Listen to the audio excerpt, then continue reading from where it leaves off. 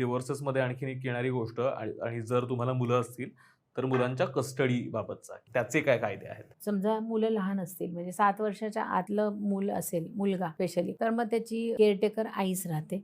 अच्छा. समजा आईचं काहीतरी एक्स्ट्रामॅरिटल अफेअर चालू आहे आणि त्या ग्राउंडवर समजा त्यांनी डिवोर्स घेतला आणि वडिलांना माहिती की मुलं जर का तिच्याकडे राहिली तर ती सारखं त्यांना सतत सोडून इकडे तिकडे जाईल किंवा त्या परपुरुषासोबत तिचं काहीतरी असेल तर ते मुलं बघतील किंवा त्यांच्यावर काहीतरी परिणाम होईल, अशा जेव्हा गोष्टी असतील. किंवा अजून एक रिझन म्हणजे समजा ती कमवती नाहीये आणि पूर्णपणे तिला त्यांची जबाबदारी घेता येणार नाहीये.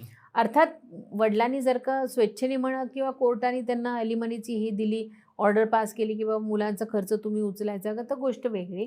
पण समजा तसं नसेल आणि वडिलांनी सांगितलं की मुलांना माझ्याकडे द्या, मी चांगली काळजी घेईन, मी त्यांचा सांभाळ करेन, आणि आई इनकेपेबल असेल, it can be in any sense, म्हणजे फायनान्शियली ती केपेबल नाही आहे किंवा फिजिकली तिला काय अडचणी आहेत आणि ती मुलांचा सांभाळ नीट करू शकत नाही किंवा ती एकदम कजाग आणि नालायक आई आहे, रोज उठसूट मुलांना मारते आणि वडिलांनी हे सिद्ध केलं कोर्टामध्ये की ही बाई बरोबर नाही, ती मुलांचं संगोपन नीट करणार नाही, तर ते एक कारण घडू शकतं. और she is getting into some other relationship किंवा ती लग्न करू इच्छिते दुसऱ्या कोणा आणि तिला स्वेच्छेने पण तिला असं वाटतं की नको मला ही जबाबदारी, तर अशा वेळेला वडिलांकडे पण कस्टडी जाते. You also can be a caretaker. आता जो स्पाऊस केअरटेकर नाहीये, ज्याच्याकडे त्या मुलांची कस्टडी नाहीये, तर त्यांना मग व्हिजिटिंग जे आपण म्हणतो की त्यांना भेटण्याचे जे अधिकार मुलांचे किंवा त्यांच्यासोबत वेळ घालवण्याचे अधिकार ते त्यांना कोर्टाकडनं मिळतात. मग एकतर कोर्ट तुम्हाला डायरेक्शन देतं की दर अल्टरनेट सॅटर्डे संडे तुम्ही मुलाला भेटू शकता ह्या टायमिंगमध्ये, नाही तर ते स्वेच्छेनेच बायको स्वतः म्हणते की मला काहीच अडचण नाही, त्यांनी कधी वाटलं तर मुलाला भेटायला यावं, मग त्यांना बाहेर घेऊन जावं, माझी अडचण नाही. एव्हरीथिंग डिपेंड्स की तुम्ही कसे कोप अप करताय.